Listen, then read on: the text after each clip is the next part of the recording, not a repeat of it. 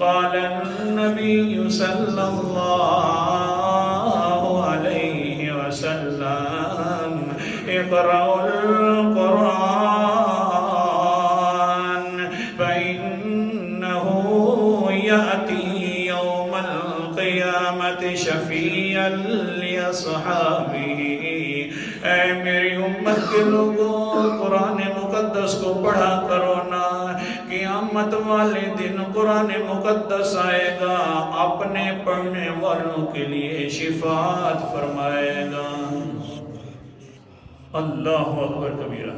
ہاں یہ تو قرآن مقدس شفاعت، بڑی حدیث ہے، سبق پورا کرنے.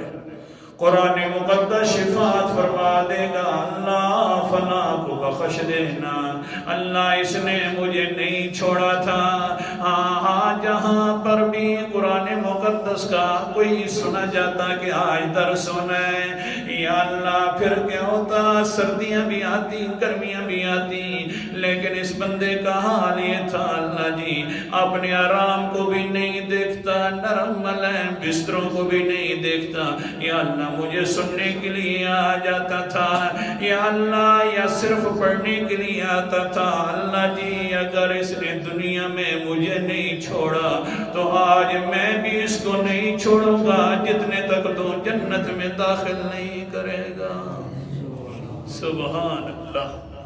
اللہ جی دنیا کے اندر تو میں چپ رہا، لیکن میں دیکھتا رہا کیا کر رہے ہیں. اللہ مہربانی فرما، آج بھی اگر چپ ہو جاؤں تو ان کو میرے والی جو نسبت ہوئے گی، میرے ساتھ جو ان کا تعلق ہوگا، آج تعلق زہر کرنے والی بات ہے. شفیعا لاصحابہ. عجیب لفظ ہے، اللہ تعالیٰ کے پیغمبر نے فرمایا یہ اپنے ساتھیوں کی شفاعت کرے گا. ساتھیوں کی شفا یعنی ساتھ دینے والوں کی، ہر وقت ساتھ ملنے والوں کی، ملانے والوں کی. اللہ اکبر. یہ تو ایسا ہاں ایک ساتھی ہے. اللہ جی یہ جو ساتھی بنتے ہیں ہر کوئی اپنی مرضی سے بن جاتا ہے. صبح جلدی اٹھا، قرآن مقدس کی تلاوت کر لی. اللہ فرماتے نا میں جو اس کا ساتھی بناتا ہوں میں خود چن کر بناتا ہوں.